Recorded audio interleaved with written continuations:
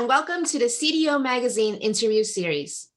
My name is Peggy Tsai with BigID, and we are partnering with CDO Magazine, MIT CDO IQ, and the International Society of Chief Data Officers in a series of interviews. Today, I have the pleasure of talking with Wendy Batchelder, Senior Vice President of Global Data Governance and Chief Data Officer of Trust at Salesforce. Welcome, Wendy. Thanks for having me, Peggy. It's so nice to be here with you this morning. Pleasure is mine indeed. So Wendy, certainly in the last several years, privacy protection regulations, such as the General Data Protection Regulation, GDPR in the European Union, and the California Consumer Privacy Act, CCPA, drastically changed how organizations view their sensitive or personal data that they're collecting or have within their organization. So what impact has these privacy regulations had on the way that data governance programs are run inside organizations today? Well, it's certainly making the job more difficult.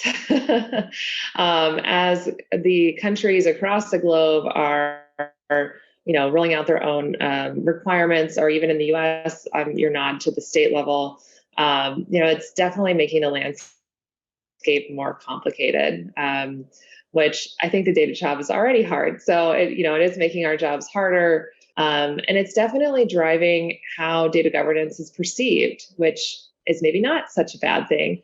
And so I do think that these different regulations are really making the environment more complicated for us as companies and as data professionals.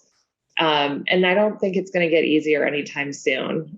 We continue to see more and more regulations coming out in this space, and it's making us really take a hard look, I think, as professionals around what data we have, how are we classifying it, do we have the right protections on it, and just coming at things with, I think, a heavy dose of professional skepticism towards our data. And so I think it is elevating the conversation around privacy, around data governance, which is not terrible, but also difficult to drive with precision across organizations. So I do kind of think back towards other regulations that have come out in the past that were really difficult to implement at first and then got better over time as we all sort of figured it out.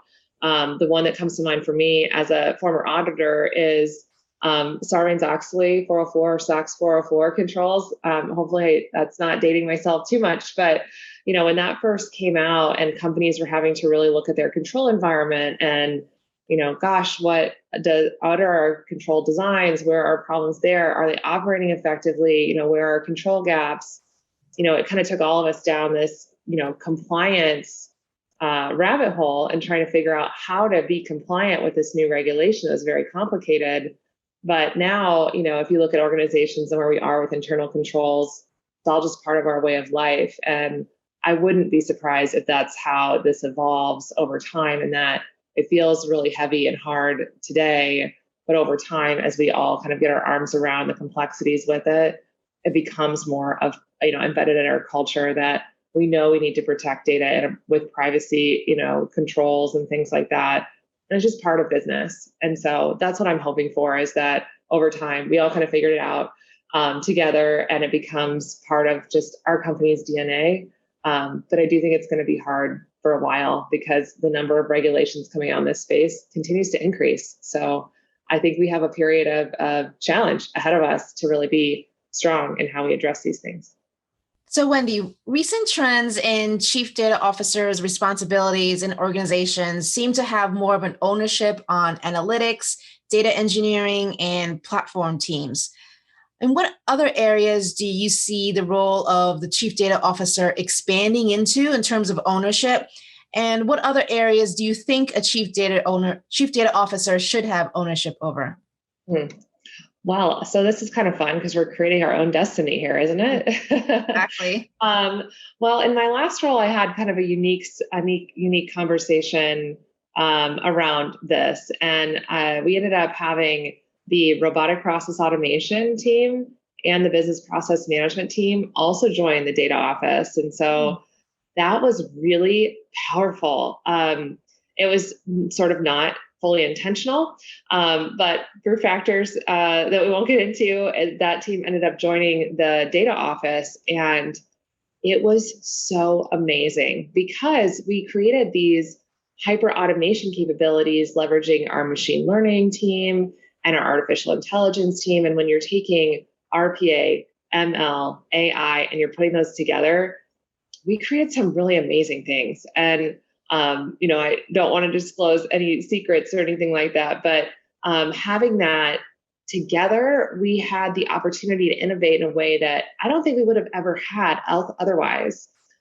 Same on the metadata side, having the business process management teams shoulder to shoulder with metadata gave us the ability to really link our business processes and the underlying business and technical metadata together in a way that I don't think we would have had before. I mean, we had some connection in the past, but really being able to bring all of those teams to the table when we were looking at, how do we improve things like order management, or how do we improve the entire lead to cash process?